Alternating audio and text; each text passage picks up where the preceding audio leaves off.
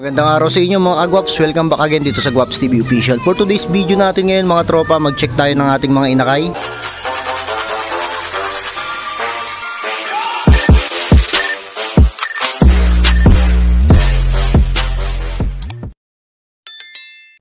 So ito, meron dalawang inakay, kasama na dyan yung puti na dumating sa atin.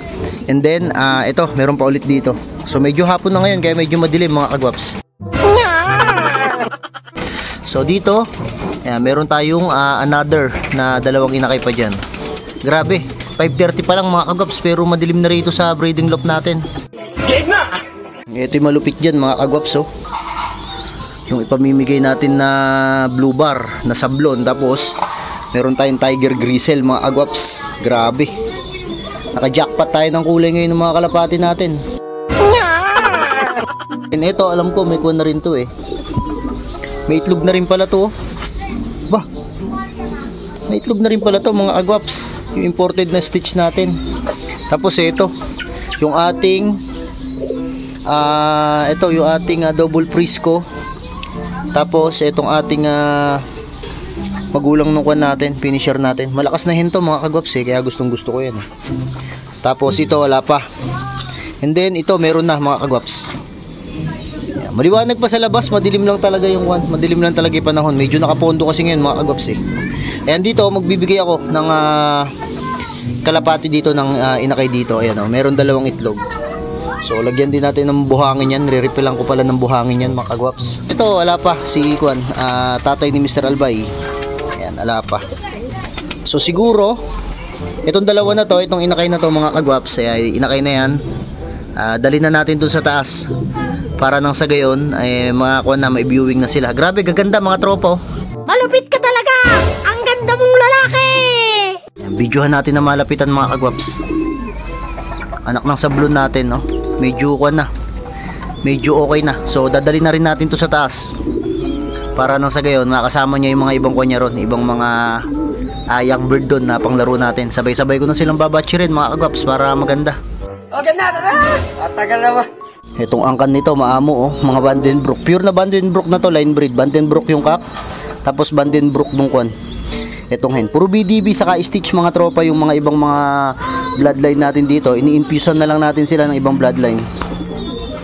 Ayan o, kaamo mga kalapatids, nangihingi ng pagkain to kaya ganito.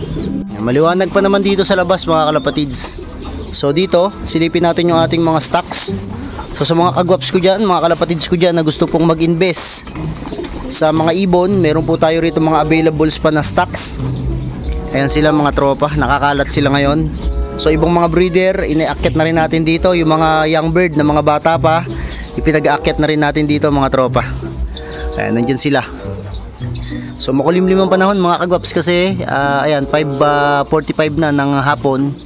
So mabilis palang dumilim ngayon mga tropa. Hindi kasi ako lumabas ng kwarto dahil sobrang init. O, famous line natin mga kalapatids, mga kagwaps.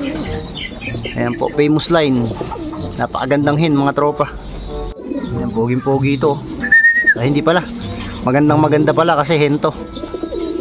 Ayan, nag-update lang din tayo sa mga kalapatids natin. Siyempre, marami nag-aabang ng ipamimigay natin.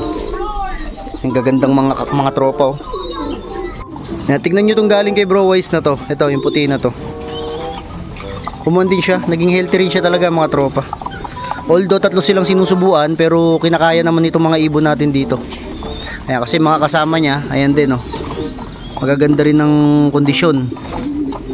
Sakto rin sa size mga kagwaps. Kaya kumbaga, magaling magsubo to. So ito, galing to kay Idol Longhair. So shoutout kay Sir Ben Season ng Pampanga. At nakakuha tayo sa kanya ng isang ibon. So maraming salamat. Line ng mga champion yan mga tropa. Ito si Tatay Pakito mga kagwaps, iniahon ko na. Tapos meron akong gustong subukan na kak dito yung Colson natin ito. Ayan, hindi pa natin nasusubukan. Unbanded mga tropa. Pag napunta kayo rito sa Lobcot, nakakita kayo ng unbanded. Yun yung mga kalapating hindi ko ina-out. Ayan o, mga walang singsing. Pagka ganyan po, pang sariling gamit ko po yan, kaya po mga walang singsing. Pero may mga singsing na to, ito yung mga na-acquired ko mga tropa na talagang may singsing na sila sa pinagbilan natin. Pero yung mga breed ko, mga pang stocks ko, mga walang singsing yan. Ito, nakuha ko to, wala ring singsing. Yung Colson na yan. Pogi nito mga tropa, oh.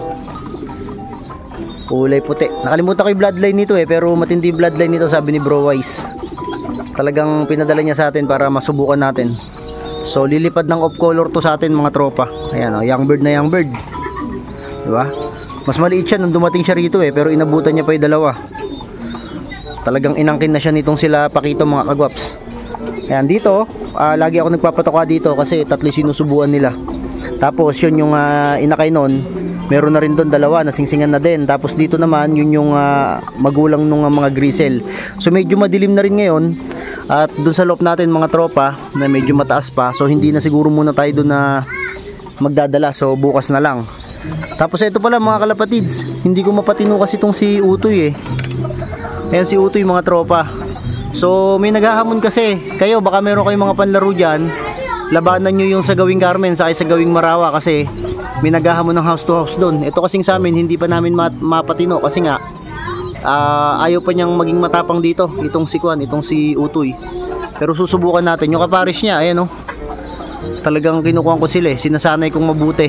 Kaso nga lang ayaw pang maging pasukin nitong si Utoy. Laging mabilis lang umuwi pero ayaw naman rumekta dito. Doon pa rin nung bumababa sa bahay ng pinsan ko mga tropa. Nakita nyo mga tropa, grabe sipag magsubo. Si Pakito. Ito si Pakito tong bluebird na to, grabe oh. Dumudungis na lang siya kasusubo mga kagwaps talagang di niya pinababayaan yung mga inakay dito. Ayun oh. Grabe mag-alaga ng inakay yan mga kagwaps si Mr. Pakito. Talagang kwan. Kahit gawin mo yatang sitter to mga tropa, talagang bubuhayin at bubuhayin yung kanya, yung mga inakay niya. Kita mo naman oh. Talagang kwan, talagang yung itsura niya, halos sinayaan niya na yung sarili niya. Pero sa susunod, pagtapos natin ng breeding, aakyat ko to sa taas. Subukan kong practicein doon kahit pampuling-puling lang mga kagwaps. Para ma-practice ulit siya, ma-exercise ulit siya. Magsusubo yan, kaya pumupunta ron no? Nabubulabog sa atin Ayan, susubo siya. Galing oh.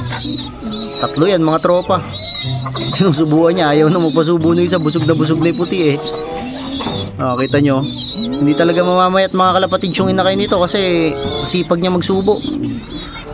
Basta every time na nagkukuhan ako dito, laging siya nakikita ko nagsusubo mga kagwaps. Ayun mga kagwaps, so dahil medyo madilim na rin, so alas 6 na ngayon ng hapon, so di ko na muna iaakyat mga kalapatid yung ating mga kalapati doon, yung dalawang young bird natin dito.